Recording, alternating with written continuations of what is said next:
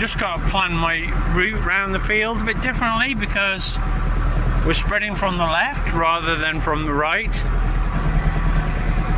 And also which way, well, there isn't too much wind, but there's a bit of wind this morning. But anyway, right, I think we'll just go past this stile and then we'll try it here, I think.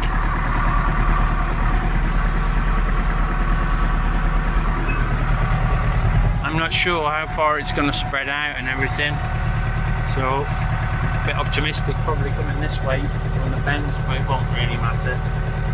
I'm also not sure what gear to go in. It's going to be a bit of suck it and see, isn't it?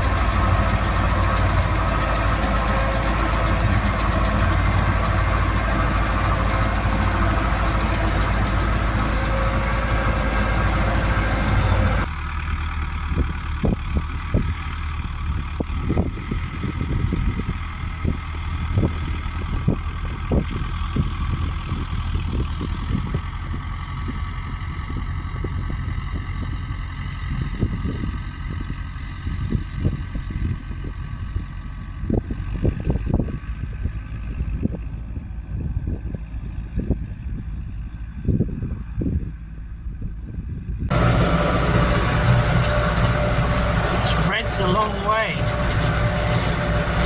I would say 2 to 3 times further than what I could spread with a rotor spreader.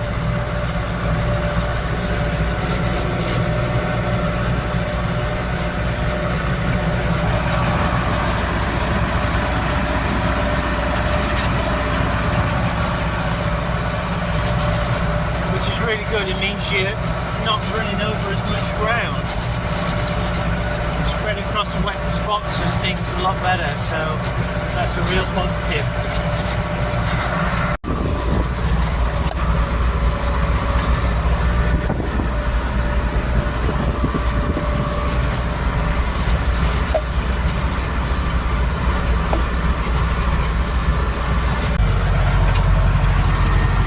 I don't feel like it's taking a lot of driving. I don't even rev it up and it can handle it very easily.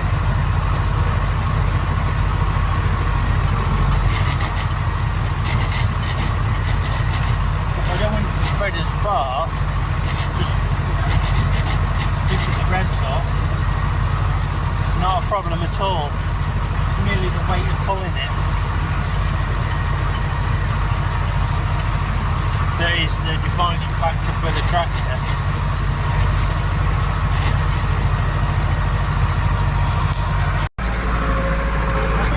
Pattern's pretty good, it's pretty even. Not trying to spread it too thick. I think I can get it a bit better with a bit more experience with it. Just been a few user errors. Making sure it's switched off and how far the doors open, that kind of thing.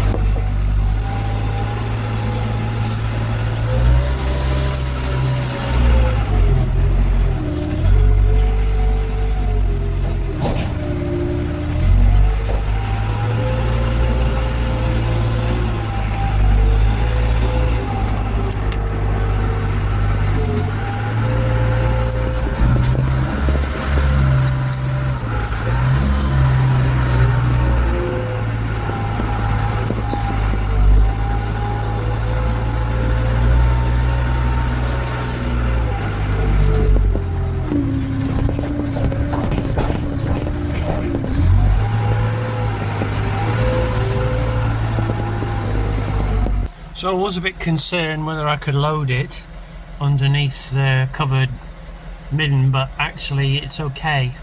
I mean, I have to have a little bit more care than before, but there's no issue. I did think I would have to park the tractor a bit further forward so that I was, where there's no roof, but I can load it up there, no problem. So I'm just knocking off for the day, muck spreading, so I can just finish a few other jobs. So I thought I'd just give my final thoughts on the spreader. So overall, yeah, I'm really pleased with it. It's done a good job. Like I said, there's some real positives about it.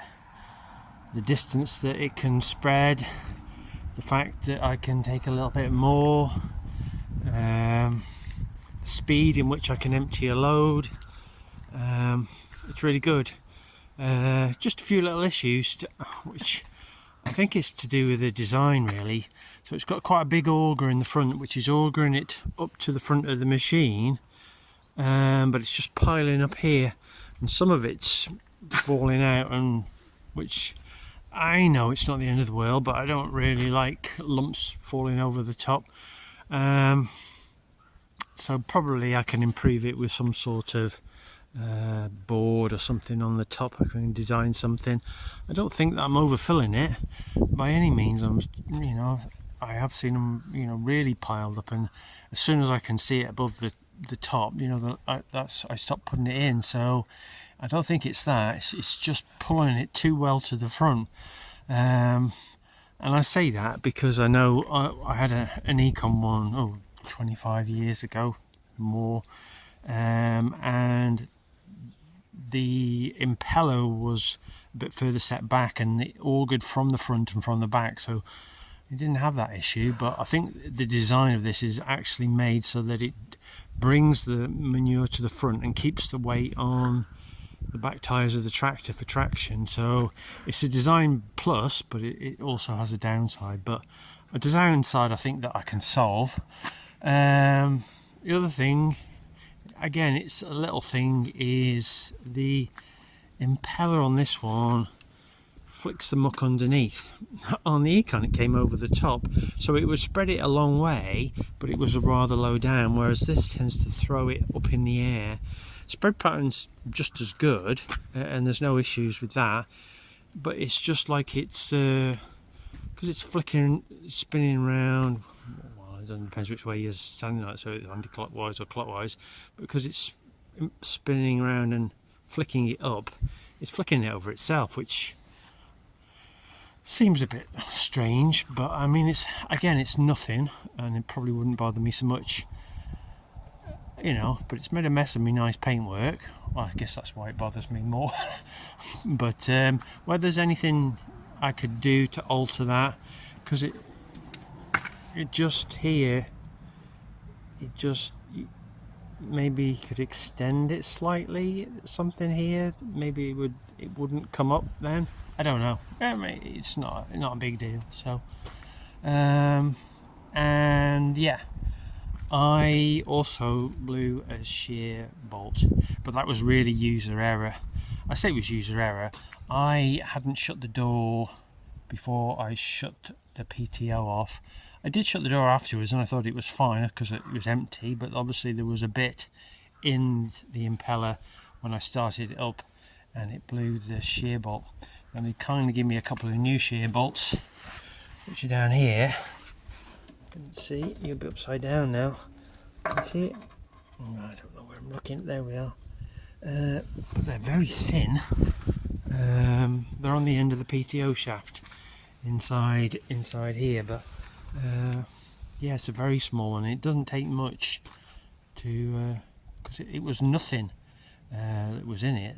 I did drop this bar down and then just give it a kick with my foot, and it was fairly free. So that's something I need to be a little bit careful of. But again, it's user error, and it's the same in the field. It's it's just getting used to it. You've got to, when you get towards the hedge, you've got to be shutting the door as you're moving, and then allow the time for shutting the door to shut and shut your PTO off before you get to the hedge. Now, I didn't know that I got close to the hedge or anything, but if you don't shut the door quick enough and you've got to stop, then you end up with a lot coming out in one spot, which I had a bit of him once, but I get better at that, so that just comes with experience. So but yeah, overall pretty good, really.